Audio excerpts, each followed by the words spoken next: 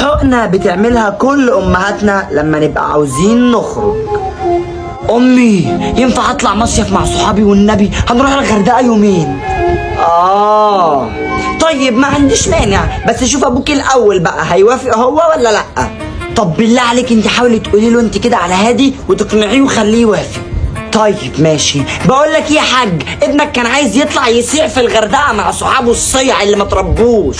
يا ما سعنا ودقرتك في مطروح، خلي الواد ينبسط. طالع مع صحابه اللي في سنه ولوحدهم، معهمش حد كبير.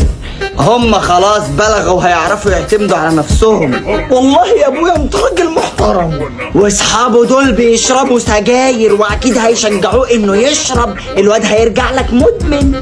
اوبا كده مفيش مروح في حته. وكمان الموج ممكن يعلى هناك والواد يغرق ويطلع له سمكة قرش زي الراجل الروسي، ابنك مش هيرجع. لا لا لا خلاص مفيش خروج، خش نام يا ابن الكلب. حسبي الله ونعم الوكيل فيك يا امي، حسبي الله ونعم الوكيل فيك يا سوسة. يا ابني وانا مالي، والله موافقة، ابوك هو اللي مش موافق.